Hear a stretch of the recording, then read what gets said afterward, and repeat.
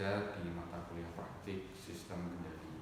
Pada video tutorial kali ini kita akan mencoba memahami tentang penggunaan Xcos pada saya. Xcos sendiri adalah editor block diagram yang biasa digunakan untuk simulasi dan analisis sistem dinamis. Di MATLAB, Xcos ini mirip dengan Sudoku. Selamat mencoba. Oke teman-teman, kali ini kita akan mencoba mempraktekkan mengenai Xcos, dan untuk menggunakan fitur Xcos ini bisa kita lakukan dengan cara klik toolbar yang seperti gambar monitor ini, atau bisa juga kita ketikkan Xcos di dalam konsol. Nah, misalkan ini kita manggil Xcos dengan konsol, ini tinggal kita tekan enter, kemudian akan muncul dua jendela, yaitu jendela palette browser dan juga editor. Untuk palette browser, di sini terdiri dari beberapa blok yang telah dikelompokkan berdasarkan kategorinya. Misalkan di sini ada kategori recently used blocks, kemudian ada kategori continuous time system, dan banyak yang lainnya. Nah, kemudian ada juga jendela editor. Nah, jendela editor ini merupakan jendela yang digunakan sebagai tempat untuk mendesain sistem. Nah, sistem pada umumnya terdapat input, output, dan proses. Nah, kali ini langsung saja kita coba mendesain suatu sistem yang inputnya adalah berupa sinyal sinusoidal. Bisa kita cari di source atau sumber. Ini tinggal kita drag and drop saja. Kemudian untuk outputnya ada Jscope. Kemudian untuk prosesnya, misalkan kita gunakan proses integrasi. Jadi di sini kita berikan integral. Nah, untuk input ke proses tinggal kita tarik garis yang menghubungkan. Begitu juga dengan proses ke output. Nah, cuman di sini di output ada satu masukan yang berwarna merah ini. Maksudnya adalah kita berikan pewaktuan. Jadi kita berikan timing. Nah, kita gunakan clock. Nah, seperti ini. Nah, kemudian ada beberapa pengaturan yang kita atur, misalkan di sini. Kita atur amplitudenya 1, kemudian frekuensinya juga 1, karena ini hanya sebagai contoh ya. Kemudian di sini initial state-nya 0, kemudian untuk outputnya Ymin dan Ymax-nya misalkan kita isi 3 dan -3 saja.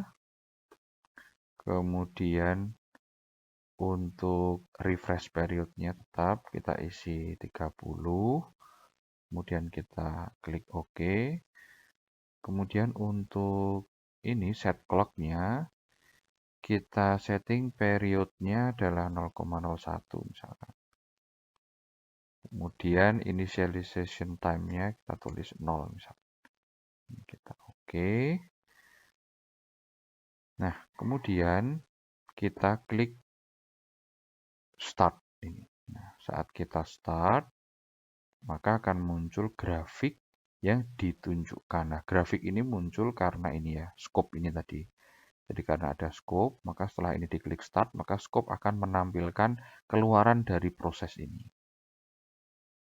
Nah, itu untuk scope. Nah, selain scope, kita juga bisa menggunakan workspace. Nah, workspace ini akan mengirimkan nilai yang dihasilkan di dalam Xcos ini ke variabel browser. Nah, caranya ini bisa kita close dulu.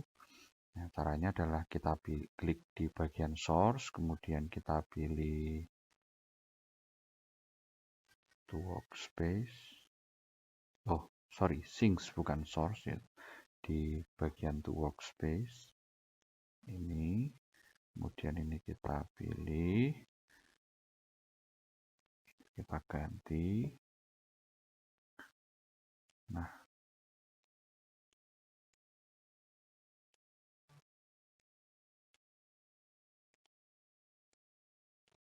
nah untuk nilai-nilainya, misalkan ini size of buffer. Nah, size of buffer ini berapa banyak data. Nah, itu sebetulnya sinkron dengan ini ya. Karena ini periodenya 0,01 dan simulation setup di bagian final integration time-nya adalah 30, maka 0,01 supaya bisa mencapai 30, maka kita butuh data sejumlah 3000. Maka dari itu size of buffernya kita isi dengan 3000. Nah, scilab variable name misalkan ini kita kasih nama a xcos. Ini kita oke. Nah, kemudian ini kita play.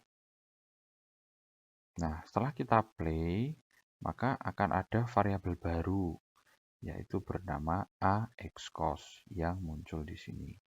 Nah, axcos ini terdiri dari values dan juga time. Values ini nantinya yang akan kita jadikan sebagai sumbu Y pada pembuatan grafik, dan time ini adalah sumbu X-nya. Nah, untuk pembuatan grafik, misalkan kita gunakan Synodes. Nah, di sini sudah saya siapkan. Perintahnya seperti ini. Misalkan ini kita tambahkan perintah untuk memberikan judul. Sumbu X-nya adalah a.time, sumbu Y-nya adalah a.values. Dan ketika ini kita play, nah maka akan didapatkan grafik seperti ini. Nah, jika kita lihat secara lebih saksama, grafik yang dihasilkan di sini sama dengan grafik yang dihasilkan saat kita menggunakan Cscope. Bedanya adalah untuk jika kita menggunakan to workspace atau TUWS, maka variabel hasil keluarannya itu akan muncul di variabel browser. Sedangkan jika kita menggunakan Cscope, maka tidak akan keluar di variabel browser.